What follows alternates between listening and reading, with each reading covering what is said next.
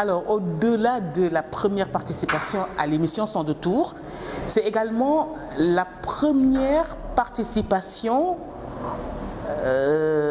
dans l'audiovisuel. Vous êtes sur Internet, vous diffusez sur Internet, donc il y a l'image. Les gens connaissent beaucoup ma voix, mais pas le visage, parce que je ne suis jamais sortie sur une télévision ni sur une plateforme comme CNews+. C'est en tout cas une très belle expérience. J'ai trouvé sur le plateau des confrères qui m'ont précédé dans le métier, dans Son Détour, qui m'ont un peu mis le pied à l'étrier. Et puis, puisque je suis également l'évolution de la situation, il m'a fallu faire un tout petit peu d'effort pour me mettre vraiment à niveau.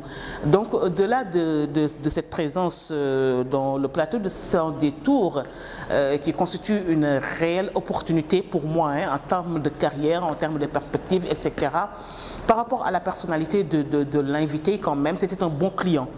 Surtout que l'interview intervient après l'élection présidentielle, donc il y avait beaucoup d'aspects sur lesquels nous avons aimé avoir une personne quand même qui peut apporter des réponses pertinentes aux préoccupations qui ont été soulevées. Et certainement que nous avions énormément de choses à dire. Il y a beaucoup de questions qu'on n'a pas pu poser. Notamment l'aspect économique qui est souvent occulté, c'est très important pour nous, on n'a pas beaucoup développé.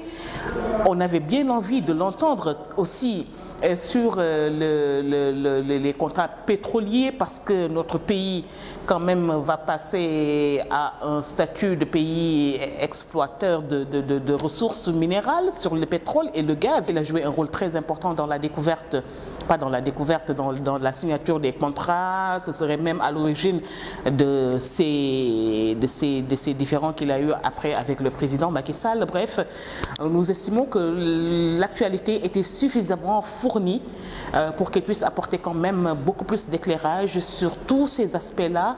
Malheureusement, le temps qui nous était imparti n'était pas vraiment suffisant pour prendre en compte toutes ces préoccupations. Alors, Abdoul Mbaye, c'est quelqu'un qui m'a vraiment surpris par son honnêteté. C'est la première fois que je l'ai en face dans une émission, mais je vois en lui, et il l'a dit, c'est pas quelqu'un de politique, il est technocrate, en plus c'est un banquier, il est froid. Ils disent les choses telles qu'elles sont.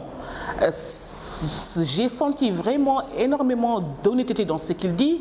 Quelqu'un qui est engagé également, qui a une vision claire de comment il veut voir le Sénégal, avec qui, quelles réformes entreprendre.